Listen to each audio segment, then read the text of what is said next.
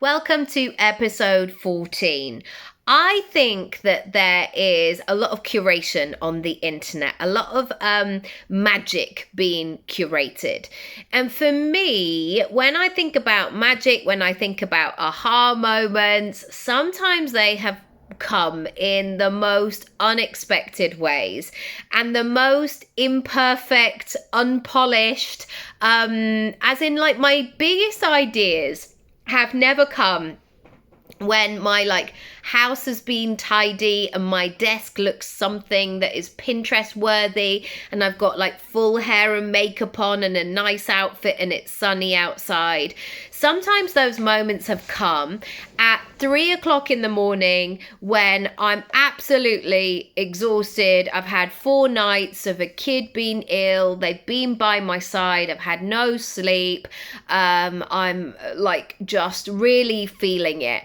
And then suddenly an idea, a thought, a feeling will come in and I just go, oh, that's what it is. I've got it. Right. Okay.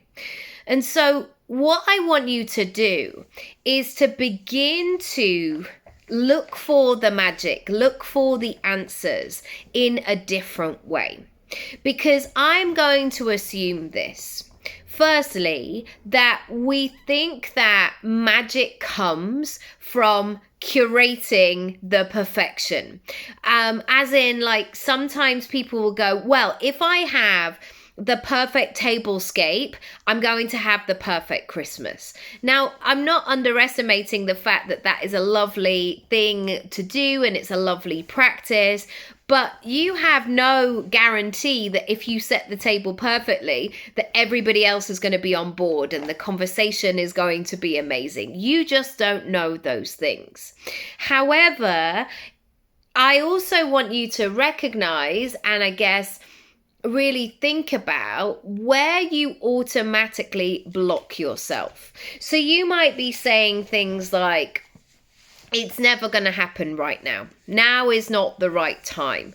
Or even just being hard on yourself, saying I don't know, I've no idea, I can't come up with answers, it's probably going to be more of the same, all of those things that you say with a slight eye roll. And also there are a million reasons, I get it, that as soon as we look at our phone, we turn on the TV or the radio or we leave our house, maybe it's not the right time of year, maybe you don't have the money right now. Maybe you're tired. Maybe you don't have any support. Maybe you're overwhelmed. Maybe, I don't know, Jupiter is in the wrong place. And everything feels really chaotic and difficult. However, I want you to be open to the fact that sometimes that is exactly the point when the magic is trying to get through. The new way, there's something different, is trying to dismantle all of these things and show you the way.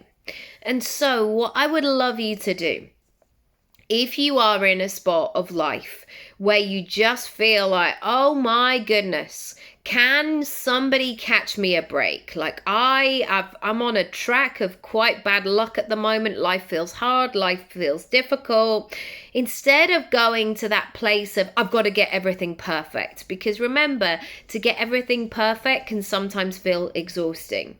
I want you to cultivate the space to be open. That's all I want you to do. And I want you to imagine the issue, the problem that you want to solve and see it from different angles. And I often think about this when I go to the Tate Modern.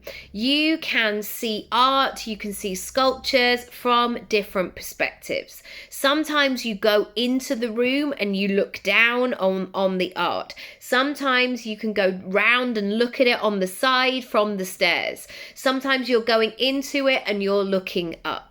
And always you get something different.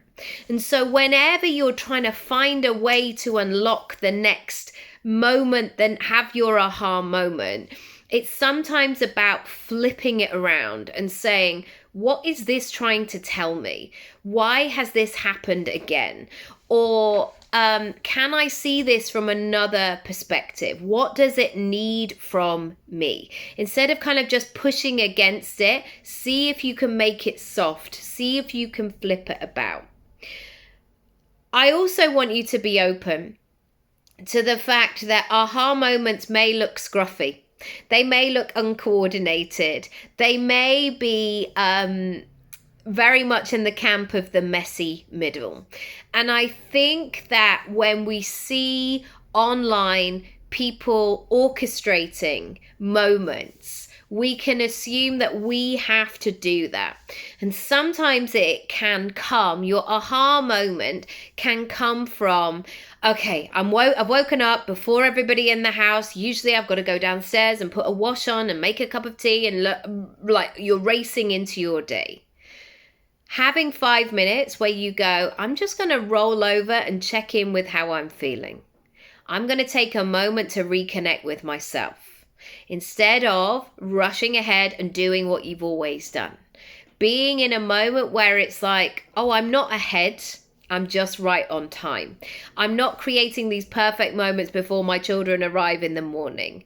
And sometimes just meeting yourself exactly where you're at can be incredibly powerful.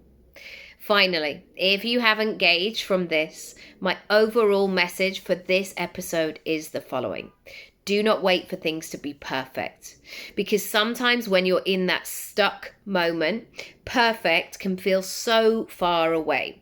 And when it's far away, it can feel out of reach, and sometimes it can feel as though you're never going to get there. It feels separate from you.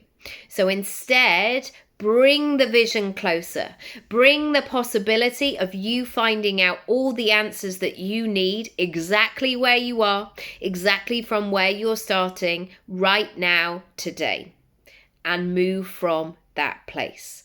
And sometimes it's literally one decision at a time, shuffling forward in the direction rather than waiting for this sense that the perfection comes and meets us. Maybe we can all bum shuffle slightly towards it.